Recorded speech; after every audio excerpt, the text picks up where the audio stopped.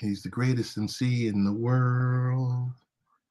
It's my guy DT. He's here. This is Late Night Parents. Ways to follow the show. LateNightParents.com for a quick micro podcast. Danny, what's going on? Where are you right now? In Atlanta. I'll be attending the Black Sports Business Symposium this week, actually. So the symposium starts tomorrow at Mercedes-Benz Stadium. So you're getting me live in my hotel room as we speak now. Oh, okay. This is extra special. Yeah, when Ted Hicks sends the bat call, you got to answer the bat phone. Yeah, right. Oh my goodness. All right. So symposium is happening. A lot of the brightest and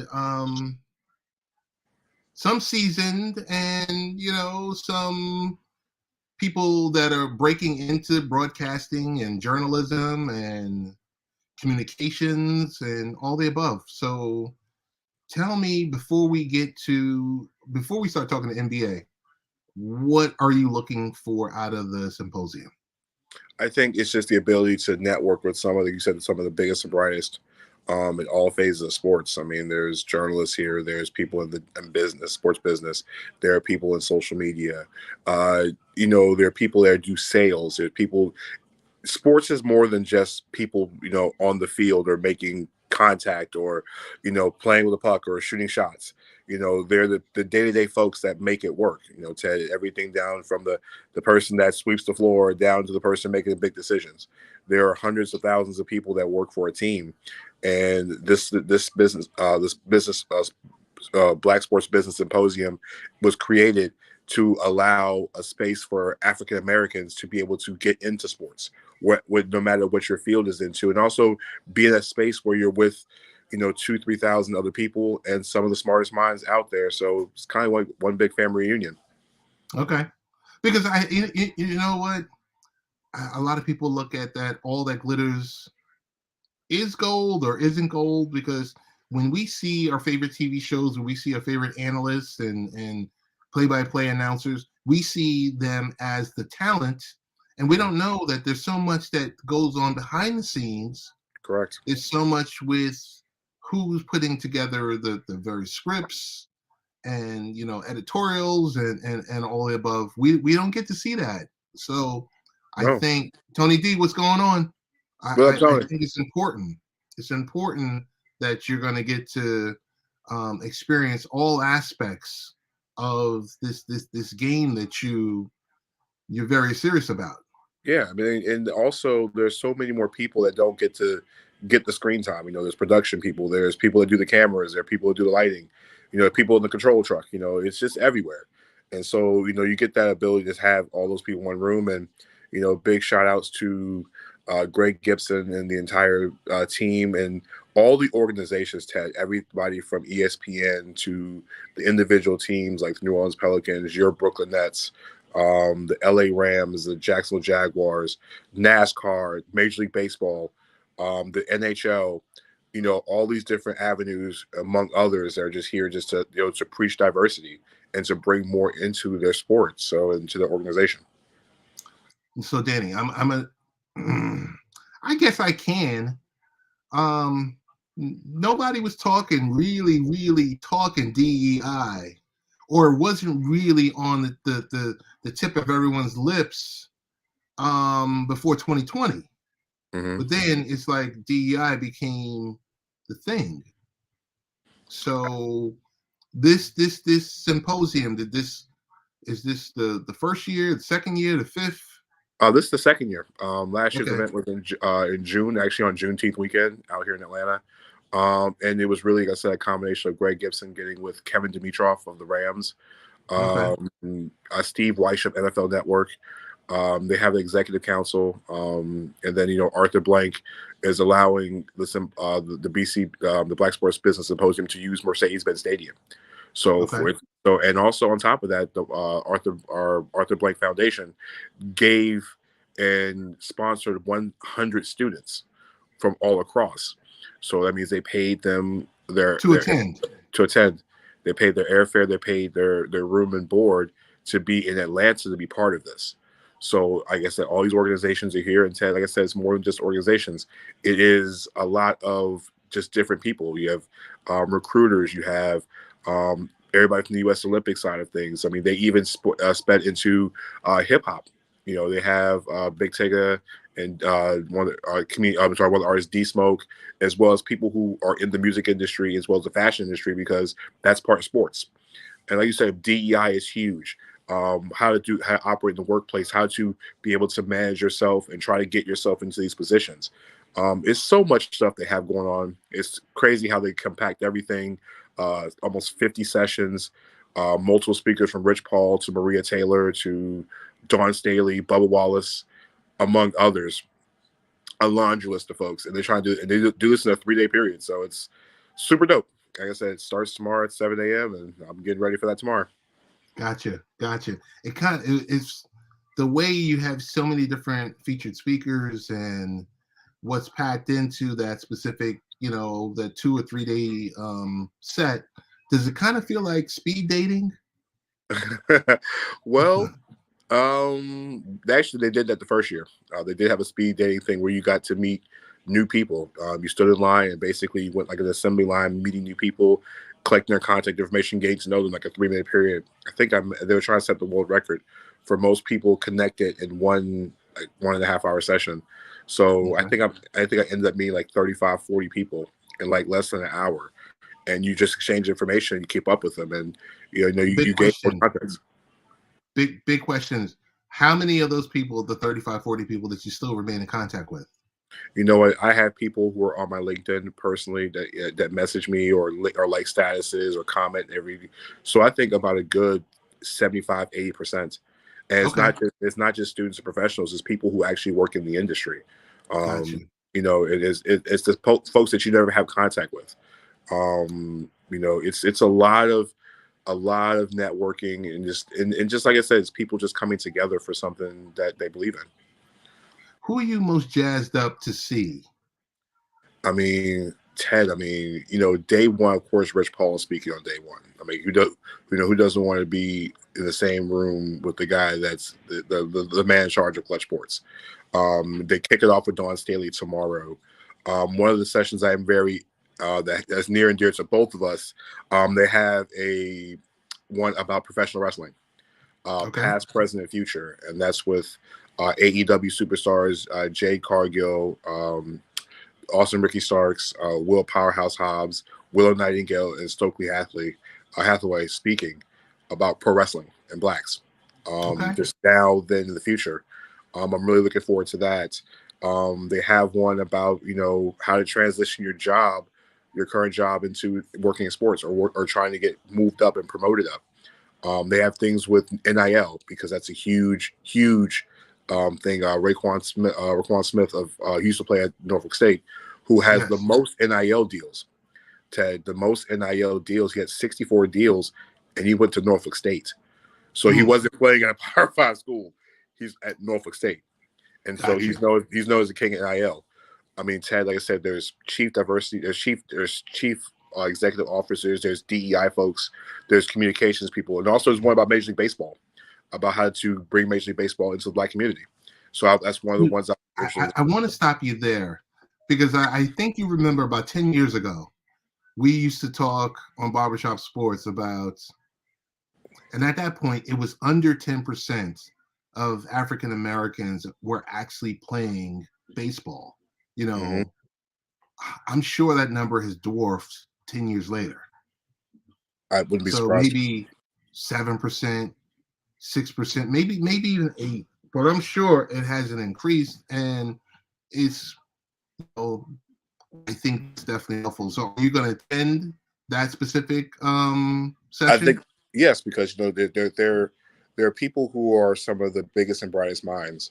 And speaking on this panel, of course, NASCAR is huge. Bubba Wallace is part of it, but they also have people who are NASCAR is making a big initiative to get minorities into NASCAR and working in NASCAR. It's more than just drivers. It's putting African Americans in the spots that are needed to show that, we have a voice just like everybody else.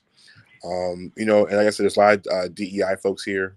Like I said, and there's more speakers and more people going to show up, and coming in today and seeing all the people in the lobby, and there's plenty of people who didn't get their badges today, so I can only imagine tomorrow at 7 o'clock when they open the doors for everybody else getting credentials, and you get to see everybody. And the first thing tomorrow morning in one of the sessions is Dawn Staley and LaChina Robinson talking about the playbook of life. And you couldn't have a better opening speaker, a set of speakers than LaChina Robinson at ESPN, who's a tremendous interviewer, women's basketball extraordinaire, and a tremendous analyst, talking to the cream of the crop. I know Kim Mulkey won a national championship, but Dawn Staley is the cream of the crop when it comes to head coaches in all of basketball, not just women's college basketball, but all of basketball. Dan, is she the keynote speaker? Like, who's the keynote speaker? I mean, so each day they have two main speakers, basically headline speakers. And on day one it is Rich Paul, and on day two is Maria Taylor. Got it. So I mean, anytime you can have Dawn Staley, do it in the middle of the day, and Bubba Wallace and Maya Moore.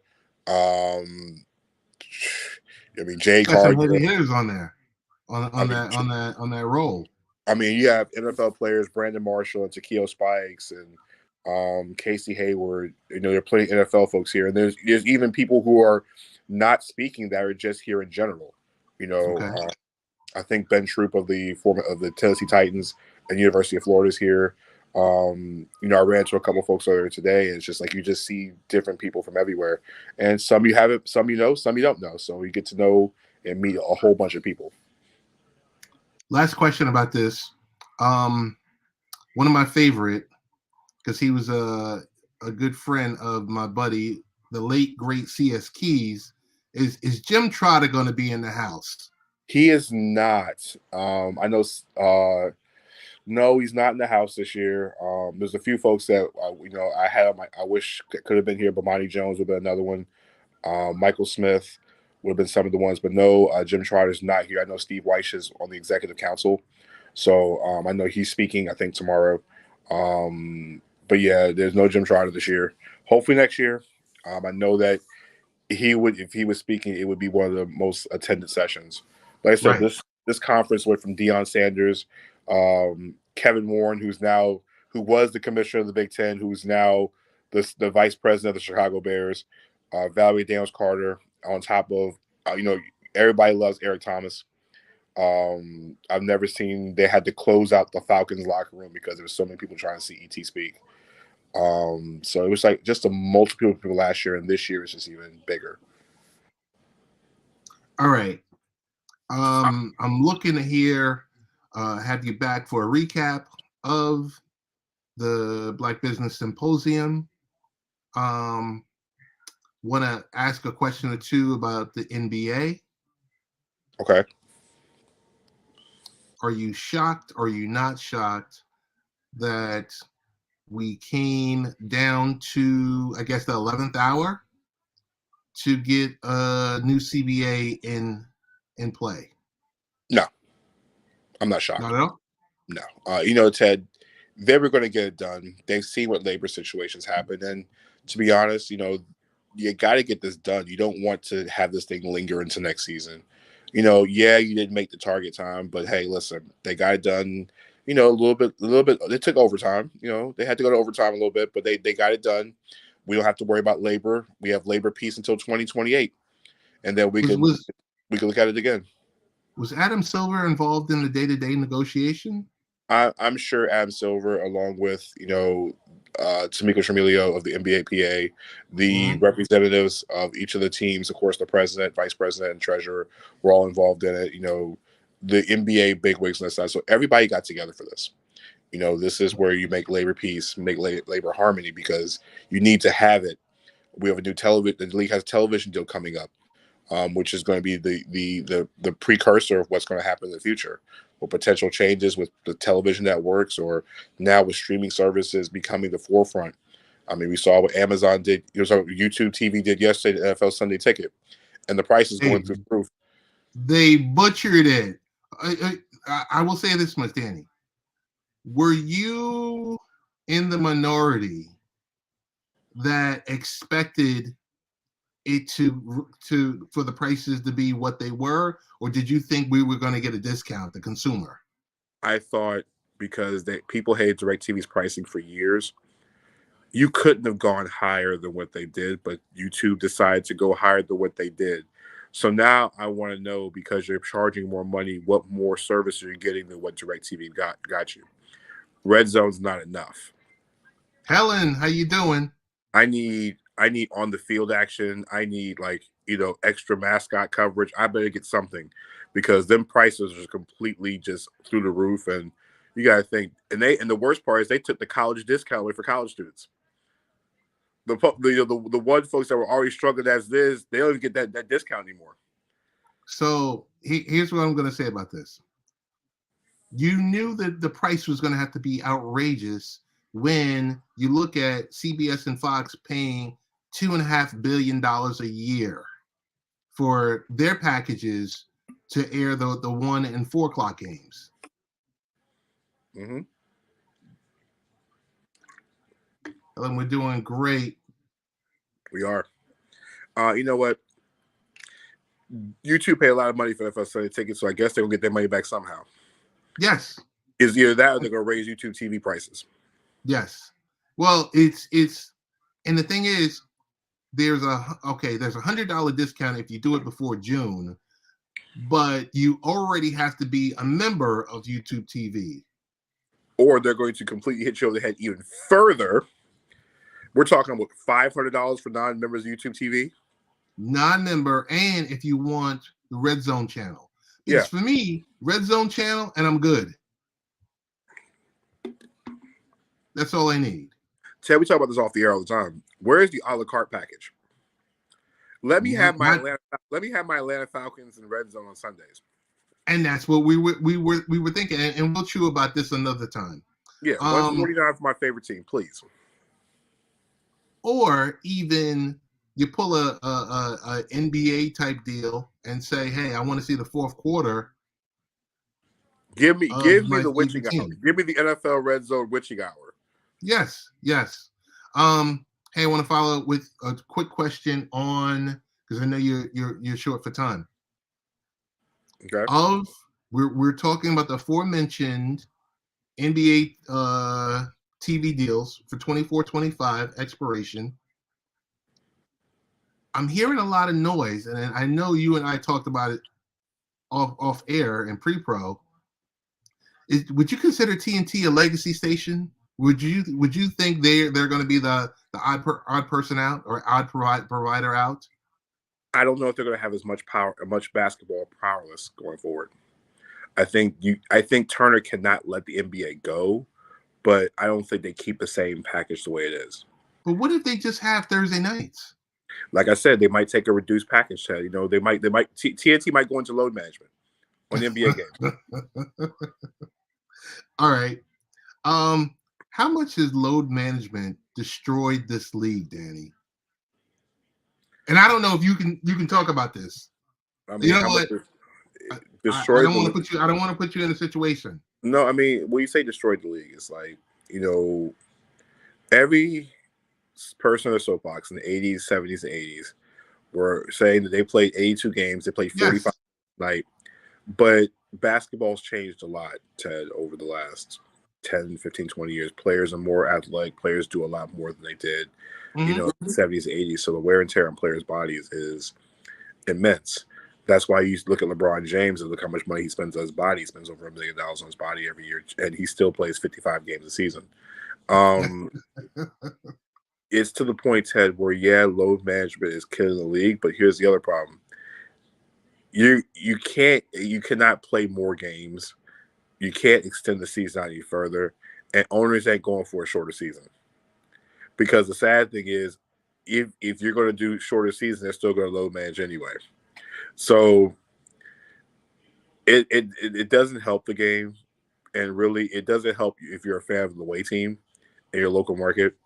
If you're a fan of Phoenix and they're coming to town and you bought those tickets 6 months ago, you better hope that Kevin Durant's playing in that game. I would not trust that at all. The same thing with the Lakers. You're paying the biggest price to LeBron James, and you don't know if he's even going to show up. How is that making the league better? It's not in some ways, but Okay. also guys missing games allows other guys to step into bigger roles. So one guy out, next man up.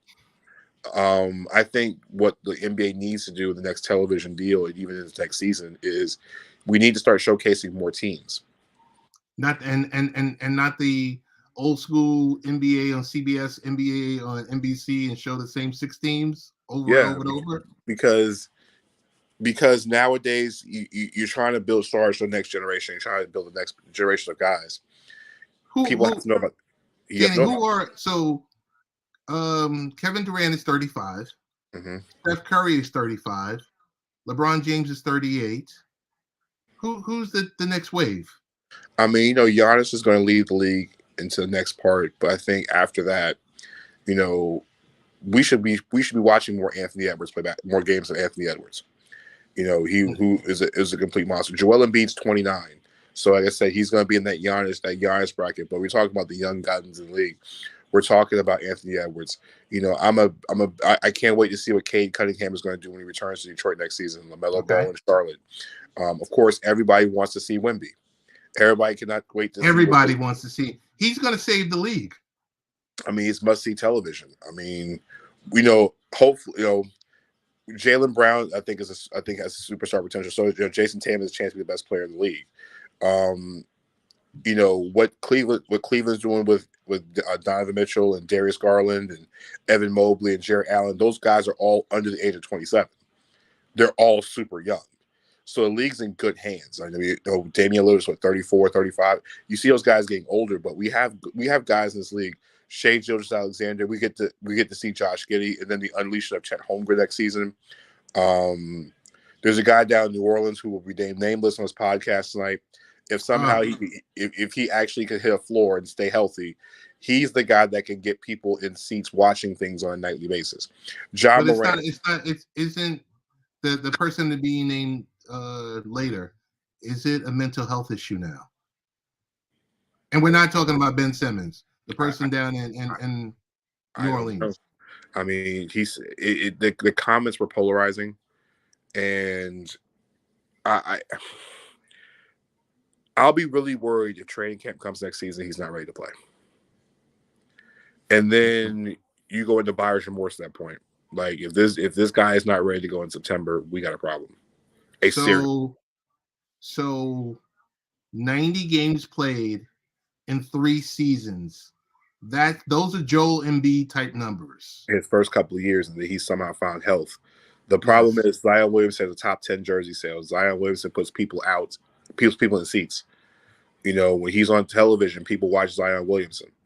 But that was a great point being made tonight by Michael Wilborn on the ESPN pre-show tonight, where they were talking about guys who were his size, in the earlier days. Those guys weren't doing what Zion's was trying to do on a nightly basis. Those guys stayed in one confined area, and they weren't out there shooting jump shots and taking people off the dribble. Right. Charles Barkley was not out here, jacking threes or playing. He played the pass lane occasionally, but he wasn't out there doing what Zion does. And Barkley had a very, very long career. I mean, Barkley played at 300 pounds at 6'4", doing things that Zion was doing now. So, I mean, Jalen Rose made a point. You say you love the game, but do you love the game enough to take care of your body?